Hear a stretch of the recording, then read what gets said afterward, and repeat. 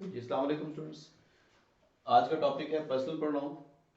Personal pronoun definition देखते हैं इसकी। सबसे पहले, it is used to replace living things in general. In general, आमतौर पर ये लिविंग थिंग्स को रिप्लेस करने के लिए इस्तेमाल किया जाता है। And human beings in particular, तो इन पर्टिकुलर तो खास तौर पर,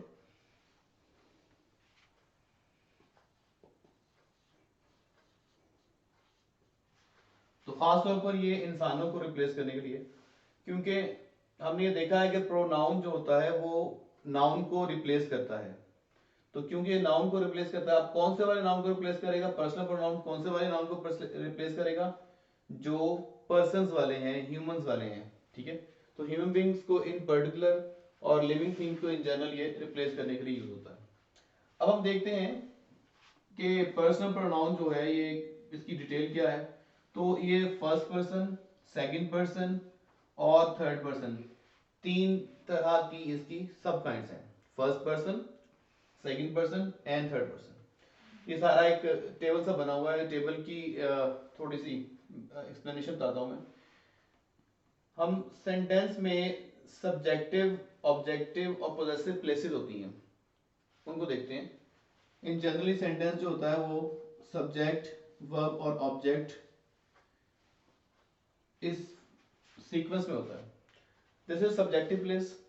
subject comes before a verb and object comes after a verb, so the positions also follow this arrangement।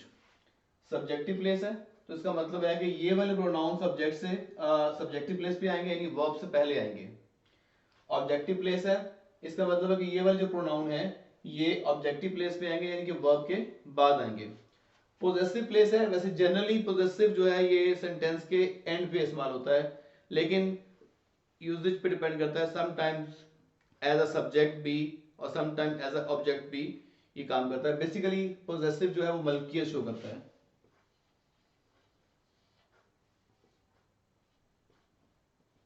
मलकियत मतलब ऑनरशिप।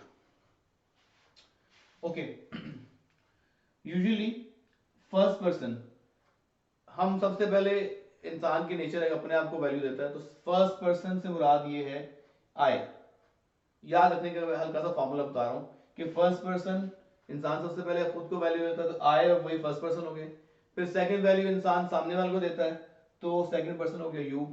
और थर्ड पर्सन कौन होगा? जो ना आई है ना यू है, यानी जो यहाँ मौजूद नहीं है, ही, शी, इट या फिर दे वगैरह। अब इनकी सब्जेक्टिव, ऑब्जेक्टिव और पोजेसिव जो प्लेसेस हैं उस लिहाज से इनका फंक्शन चेंज हो जाएगा। मसलन सब्जेक्टिव प्लेस पे सिंगुलर केस में आई आएगा और प्लूरल केस में वी आएगा। और यही फर्स्ट पर्सन जो है ऑब्जेक्टिव प्लेस पे मी और अस में चेंज हो जाएगा, यानी कि अगर मैं वर्ब के बाद बात करता हूं तो वो मी बन जाएगा और ये जो वी है वो अस में चेंज हो जाएगा। और इसी तरीके से पोजेसिव प्लेस पे माइंड बन जाएगा। आई जो है वो माइंड में चेंज हो जाएगा और जो वी है वो ऑर्स में चेंज हो जाएगा। और ये जो मैंने एक कॉलम बनाया हुआ है, ये कॉलम बेसिकली प्रोनाउंस का नहीं है, अगरचे ये वर्ड्स भी प्रोनाउन से डिराइव हुए हैं, लेकिन इनका फंक्शन प्रोनाउन वाला नहीं है, बल्कि इनका फंक्शन एडजेक्टिव वाला हो जाता है। क्योंकि माय और ये ऐसे वर्ड्स हैं जिनके बाद ला मुहाला एक नाउन यूज होगा। जब ये इनके पास एक नाउन यूज होगा तो ऑब्वियसली माय और क्या बन जाएंगे? एडजेक्टिव बन जाएंगे। ठीक है, अभी मैं इनकी सेंटेंसेस बना के इसको एक्सप्लेन करता हूँ। I am playing cricket. We are going to Murray. He gave me a bag. He is teaching us. This book is mine. This school is ours. और अगर मैं इसको सब्जेक्टिव में करूं, लेके जाऊं, माइन इज द बेस्ट। अब वो माइन इज द बेस्ट क्या है, उसका तस्करा पिछले वाले सेंटेंस में हो चुका होना चाहिए। जैसे ये कहा जाए कि these are a few bikes but mine is the best. अब वो माई बाइक नहीं कहेंगे, माइन कह देंगे, पोजेसिव। तो ये पोजेसिव केस को मैंने सब्जेक्टिव जगह पे भी इस्तेमाल कर लिया, और मैं कहता हूँ दिस बाइक इज माइन, तो फिर यहाँ पे इसको मैंने ऑब्जेक्टिव प्लेस पे यूज कर लिया। बहरहाल ये पोजेशन शो करता है। Same is the case with ours. This is my book, this is our home, our class. तो अब देख लें, माई के बाद बुक आ गया, बुक नाउन है, तो इसलिए माई एडजेक्टिव बन गया, इसको पोजेसिव एडजेक्टिव कह रहे हैं।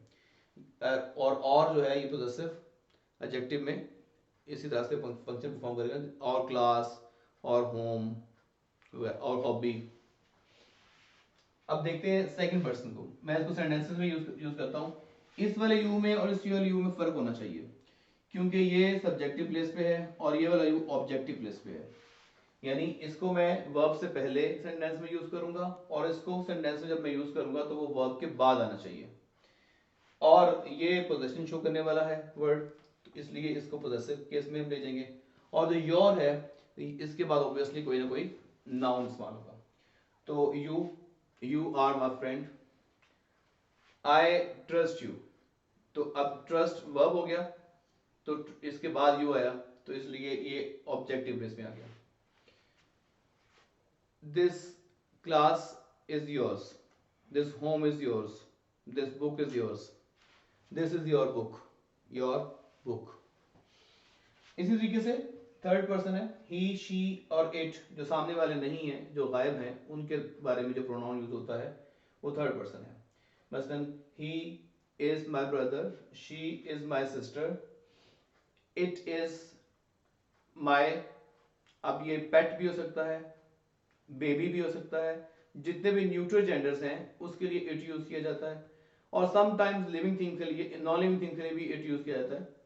तो जैसे it is my bag, it is my book, तो इस तरह से न्यूट्रल जेंडर के लिए और नॉन लिविंग थिंग के लिए इट यूज किया जाता है। दे प्लूरल के लिए, ठीक है, they are good students.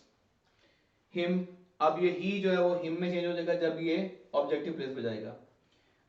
I respect him, I respect her, ठीक है। आई पेट इट, मैंने इसको पेट किया, मैंने इसको टेम किया, मैंने इसको पाला, तो उस सेंस में आ जाएगा। देयर, तो दिस, सॉरी ये देयर नहीं आएगा, ये देम है।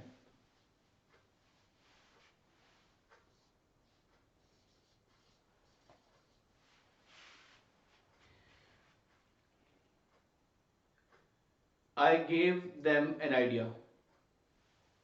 His, hers, theirs और its पोजेशन शो करेंगे, लेकिन उसके बाद प्रोवाइडेड दैट नाउन यूज नहीं करेंगे, वरना ये एडजेक्टिव बन जाएगा। मसलन this shirt is his, this shirt is hers, this food is its और theirs, this home is theirs. ये वाले वर्ड्स जो हैं ये एज अ पोजेसिव एडजेक्टिव क्योंकि यूज होते हैं, तो इनके बाद फौरन बाद एट्रीब्यूटिवली एक नाउन आना चाहिए। मसलन this is his book, this is her book, this is its food, this is their house.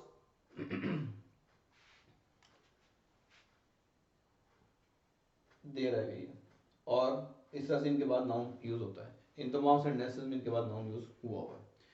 तो ये पोजेसिव प्रोनाउन होते हैं। आई होप आपको समझ आ गया होगा।